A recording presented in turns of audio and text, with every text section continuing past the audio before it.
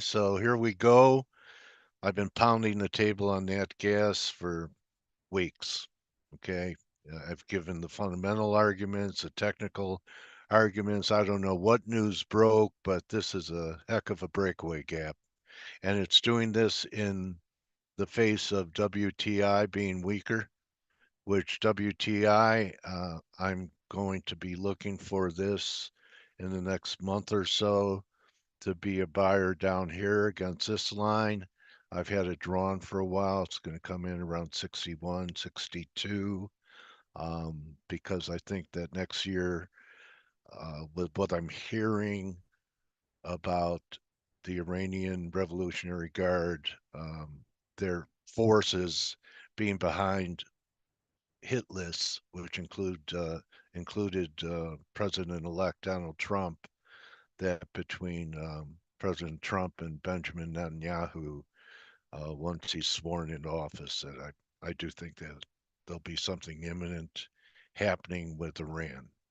And so if we were heading down into January, which is only a month and a half away or so, into this range, I would try a long-term buy for a geo trade. So that's my plan there. This was not about geo. This is about needing power uh, for our grid and it being easier to access than uranium and nuclear energy, at least at this time. I know a lot of the speculations in uranium, and they are making progress, but natural gas is the bridge to uranium. Okay, you always need a bridge to get from one side to another, and that's what nat gas is. So uh, I hope that people heeded my advice in the precious metals this time. Pretty big break in gold. I started talking 2,400 and they wanted, there were lynch mobs out and silver squeeze people trying to squeeze my neck. Silver as well. I talked about, 29 and a half down here. It's possible that we get there.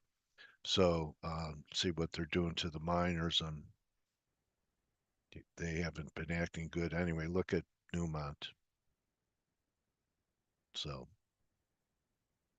look at GDX. So all the miners getting hammered pretty good. Here's the silver juniors. Looks like it's gonna, this could be 12 and a half, 2.5. We could see $10 SILJ. That's giving it up too. All right. So let's get to the currencies.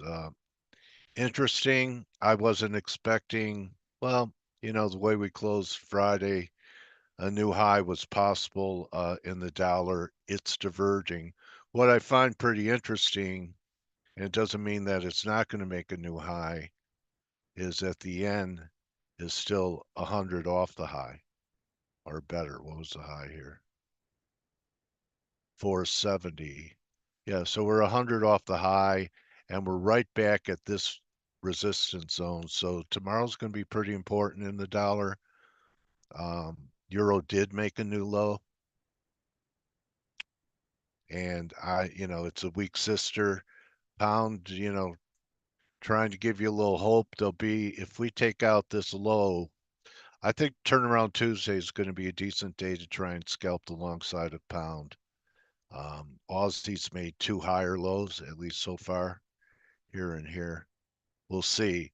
But the dollar right now is at a major, major trend line. So tomorrow's going to be very important to see if we have a breakout, a false breakout. But here you go. Here's a trend line. So it goes all the way back to 23. Here's a hit, here's a hit, here's a hit, and here we are, right here at new highs. So, if we break out here, we're going to 109 right away. I always thought that we were going to have like some type of pullback before that happened. Um, I'm not buying the dollar here. I'm going to try and gut out a yen short because I still think yields are going to be heading lower. Bond markets are closed here today, so the currencies can run on whatever they're running on. I look at the Canadian, it hasn't made a new high yet. Um, I might be interested in fading it. Here's your 4 hour. So very close. This is just a double top up here. It's not a three drive because this high did not take out this high, but we will not confirm at new highs. So there still could be a short setting up there. When I look at something like NOK, um, it's not making new highs and it really led the way down. So tomorrow's really key day for the dollar index, looking at an important major trend line up here. It's diverging. So turnaround Tuesday is probably the dollar's bears last hope for a pullback. We'll see what happens here tomorrow. And the metals still look ugly. Let's take a look at risk. You know, we're starting to approach that 6,100 level, which was the measured move. Look at that thing. Okay. So 6,100 I've talked about for a while. It's the breakout at 4,800 right here from the 21 highs to this breakout. And you take it from 3,500, that's 1,300 points.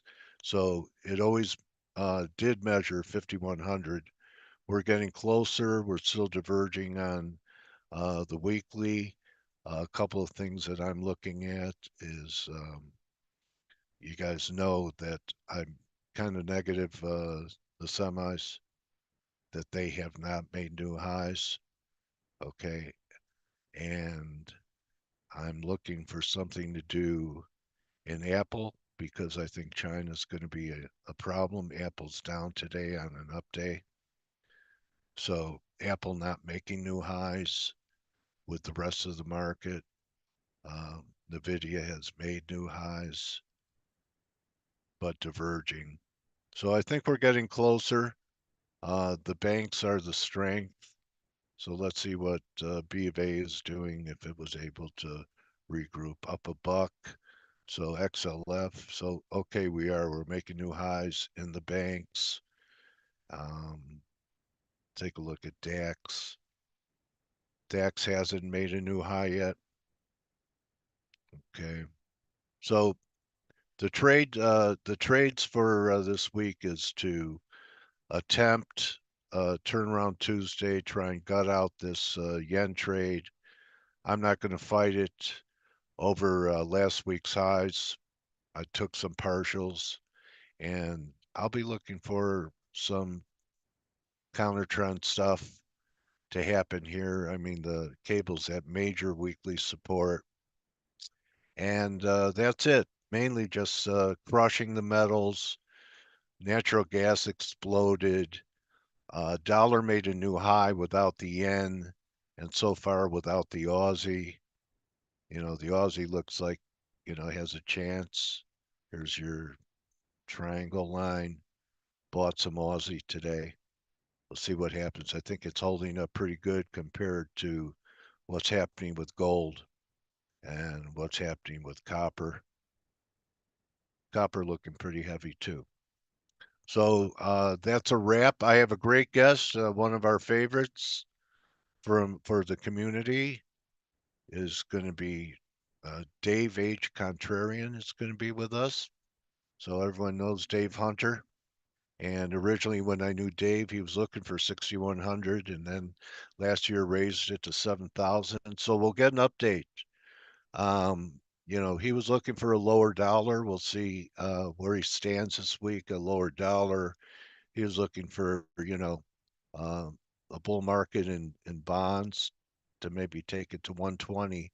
So his greatest call has been in stock indexes. We'll ask him about the outside markets, but I believe we're very close to some fib extensions here.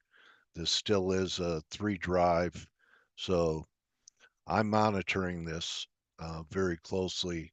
And, some of my short candidates, one already got away from me. Let's see what happened with Airbnb is bouncing back. But, this is what happened Friday with the earnings.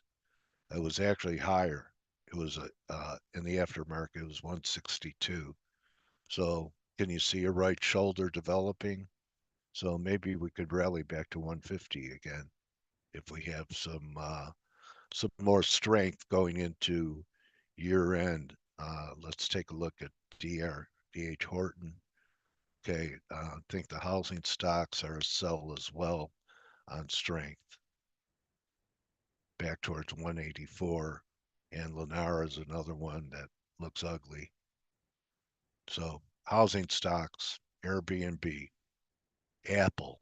So these are my so far some of my list of what I'm going to be looking to short, and we'll see if interest rates are going to react like the yen is going to react tomorrow.